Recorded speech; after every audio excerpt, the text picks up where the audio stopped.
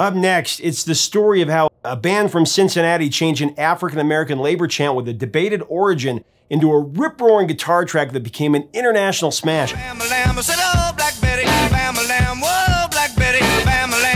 The stunning transformation and history of Black Betty, next on Professor of Rock. Hey music junkies, Professor of Rock, always here to celebrate the greatest artists and the greatest songs of all time.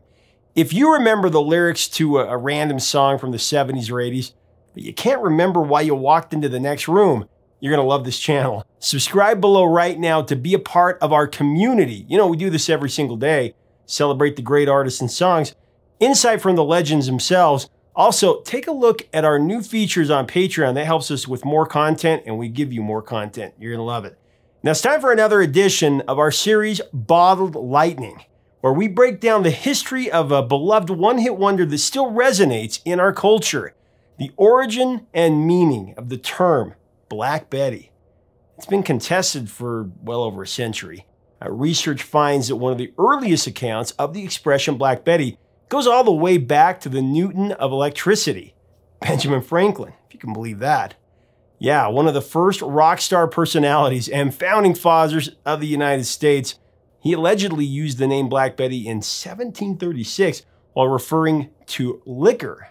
Black Betty was also synonymous with a bottle of whiskey as early as 17th century London, and the British coined Black Betty as the nickname for a specific old-timey musket with black paint. Now, the Library of Congress has transcribed notes that Black Betty, it was a tree-cutting song in the 1700s. Add to the master list that Black Betty was a euphemism in the back country of Eastern America, a term for a sultry woman, a wagon transferring convicts, and the nickname for a dreaded whip that was brutally administered in southern prisons. The provenance of the song Black Betty is just as debated, and it's just as interesting as the origination of the expression. Many historians claim that Black Betty became a marching cadence that was chanted or sang by African-American slaves in the 18th century. By the 20th century, though, there was no doubt that Black Betty had become a labor chant with some convicts in prison yards and chain gangs in the South. The Black Betty chant evolved into a song, and it was first recorded in 1933, actually, performed by blues musician James Baker, who is better known in those days as Ironhead Baker. The song was first recorded in the field by U.S. musicologists John and Alan Lomax. Ironhead Baker performed the song a cappella at the Central State Prison Farm in Sugar Land, Texas. Oh, Black Betty, Black Betty, where'd you come from? He was 63 years old, I believe, at the time of the recording. In their collection of songs of the Southern chain gangs, the Lomaxes documented Black Betty sang by Ironhead and what they understood to be a nickname for a black bullwhip. Now, the recording that is often referenced as the first recording of Black Betty is, of course, the 1939 taping of a performance by the great Leadbelly. That was also executed in an a cappella style with the addition of hand claps that took the place of hammer blows. Oh, Black Betty, bam-a-lam, oh, Black Betty, bam-a-lam, little thing went black. In 1964, Odetta created a stirring folk-style version of Black Betty with staccato guitar strums that replaced the hand claps that are heard in Leadbelly's rendition. Odetta's worked in the so-called chorus of Black Betty, you know, the bam-a-lam, whoa, Black Betty, into her recording of Looky Yonder.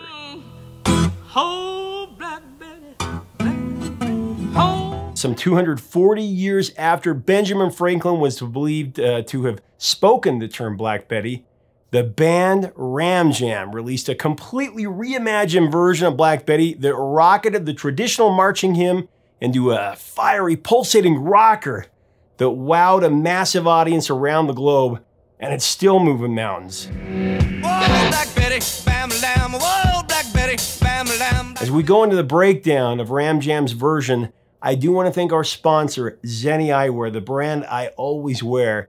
Many people have asked me, how do you buy glasses online, you know, without trying them on first to make sure that you like them?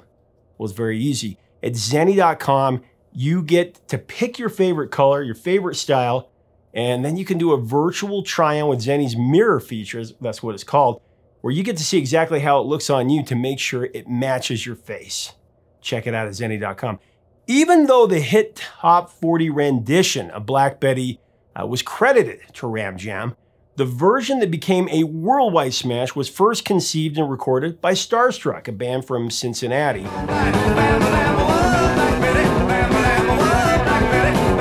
The roots of Starstruck were planted by Bill Bartlett, the former guitarist for the psychedelic pop band the Lemon Pipers. They hailed from Oxford, Ohio. The Lemon Pipers, their claim to fame, if you remember, was their bubblegum hit in the 60s, Green Tambourine. My green tambourine. That sold over 1,045,000. It went to #1 on the Billboard Hot 100 in 1968. Another one-hit wonder, actually. I remember when I was growing up, whenever the word tambourine came up in any context, my dad used to always say, well, you know what color that tambourine is? And he'd always say, green tambourine. Green tambourine. And then he'd sing the chorus with a high-pitched voice. My green tambourine. It got to be like a tradition in a way after a while. I was kind of on to him. It became the stuff of dad joke legend. Dad's jokes. Anyway, so after the dissolution of the Lemon Pipers, that was in 1970, Bill Bartlett formed Beechwood Farms with his Piper bandmate keyboardist Bob Nave, but that group died a quick death. So Bartlett then joined forces with Greg Wright and Tom Kurtz from the band Morning Sun to assemble Starstruck. Starstruck went through several lineup changes before recruiting drummer Dave Fleeman, and that acquisition would prove to be invaluable. Fleeman heard the band rehearsing a bluesy rock version of Black Betty, and he had the idea of kicking the song into a harder rock style, with a driving drum beat. The band, they pooled their money together to pay for sessions, to arrange and record a totally revamped Black Betty. Bill Bartlett added some lyrics, came up with the guitar parts and lead vocal that transformed Lead Belly's 2-minute a cappella version. What about a Black Betty? Bam-a-lam, oh, Black Betty. Bam-a-lam, oh, Black Betty. Into a slammin' 3-minute and 58-second rock anthem. Of course, there's a shorter radio version as well. Whoa, Black Betty, bam-a-lam, whoa, Black Betty, bam-a-lam, Black Betty had a child. Starstruck's Black Betty begins and ends with the banging of a real gong.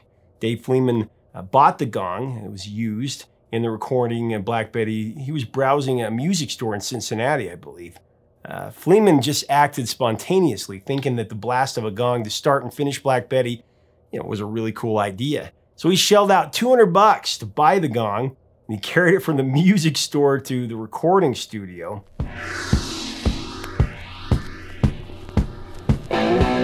After the gong, Fleeman gets into his 4-on-the-floor bass drum groove, followed by Bartlett's crunchy guitar riff leading into the vocal. It just brings back the original chime of the classic folk song. Whoa, Black Betty, bam-a-lam, whoa, Black Betty, bam-a-lam, Black Betty had a child. Starstruck pressed 1,000 copies of that 45 and released Black Betty as a single on their own Truck Star record label. The track became a local hit, and Starstruck was asked to open for some really big acts touring through Ohio. There was Canned Heat, B.B. King, and Edgar Winter. They even opened for a stadium show that co-headlined Fleetwood Mac and the Eagles. You can imagine that. Really cool. In 1976, the Super K production team of Casanets and Cats, who produced the Lemon Pipers' Green Tambourine, along with other bubblegum novelty hits, they reconnected with Bill Bartlett and offered him a proposal, to start a new group in New York City. Bartlett jumped at the chance. And Starstruck, they weren't making any money, and the deal with Casanets and Cats would include a decent-sized check. The only problem was the only music that Bartlett could submit was the music that he had recorded with Starstruck, including Black Betty. They wanted that for sure. So after meeting with Cats and Casanets in New York City, Bartlett returned to Ohio and he just begged. He begged his Starstruck bandmates to sell their share of the music for $3,000. Bill was in a very desperate position because without music, there would be no deal. The remaining 4 members of Starstruck initially refused Bartlett's proposition, but the guys finally relented, thankfully, and Bill was able to complete that deal with Cats and Casanets to form the group Creekside Kill Shack. That was soon renamed Ram Jam. Great band name, by the way, in 1977. Bartlett put together a brand new lineup for Ram Jam and recorded their debut album on the Epic label. That was in 1978. The debut single to launch Ram Jam was to be remixed and edited, a version of Star Trek's Black Betty at that time. Although the 45 was credited to Huddle Leadbelly Ledbetter, the NAACP and the Congress of Racial Equality, they called for a boycott of Ram Jam's Black Betty because mostly Bartlett's altered lyrics, and we're happy about that. The Starstruck Ram Jam version of Black Betty added lyrics to the Leadbelly version, such as she's from Birmingham, way down in Alabama. Black Betty, Bam-a-lam, she's from Birmingham, Bam-a-lam, way down in Alabama, Bam-a-lam. Well, she's shaking that thing, boy, she makes me sing. You know, things like that. Bam-a-lam, well, she's shaking that thing, Bam-a-lam, boy, she makes me sing, Bam-a-lam, whoa. So the mastered recording of Ram Jam's contemporary rock version essentially changed Black Betty from an African-American folk song about oppression into a catchy jam about an obsession with a woman. Whoa, Black Betty, Bam-a-lam. The boycott failed, however, and Black Betty by Ram Jam became an instant hit all over the world.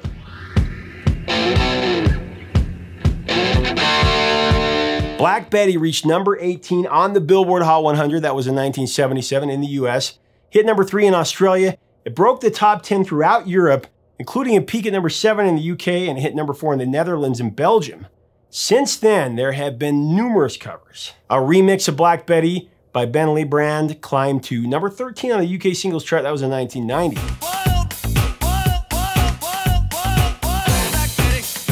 Tom Jones included his cover of Black Betty on the 2002 album Mr. Jones. Dedicated the song to Leadbelly. Whoa, Black Betty, Bam-a-lam, whoa. And in 2004, the Aussie alternative rock band Spiderbait even had a #1 single Down Under with their version of Black Betty.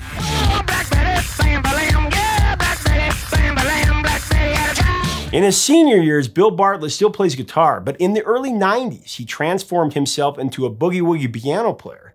He also plays banjo, harmonica, and he's written dozens of songs since his Ram Jam days ended.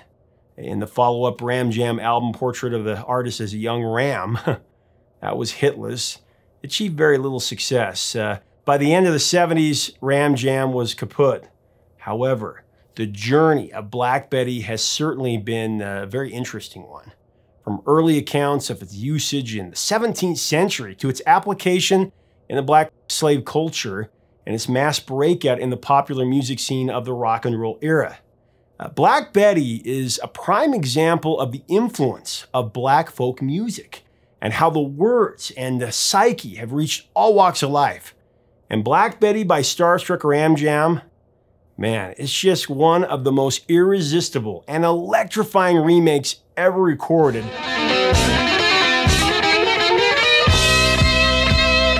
One of the grooviest music videos ever, I might add. Looks like the ultimate hippie backyard jam fest. My favorite is the clapping.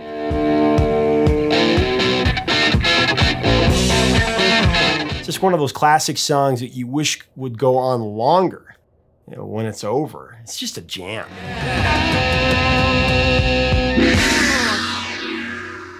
Leave us a comment about this classic song. What is your take on it and this explosive band? Tell us your memories of it or the first time you heard it, your thoughts on it. What other songs should we cover on this? Now, if you like our content, we do invite you to subscribe below to be a permanent part of this music community. We would love to have you as part of our Patreon community as well, to get even more content, to become a producer, and we feature your name in our video releases, and that helps us do more videos, more interviews. It helps us keep the music alive. Very important. Until next time, 3 chords and the truth, my friends. We'll see you soon.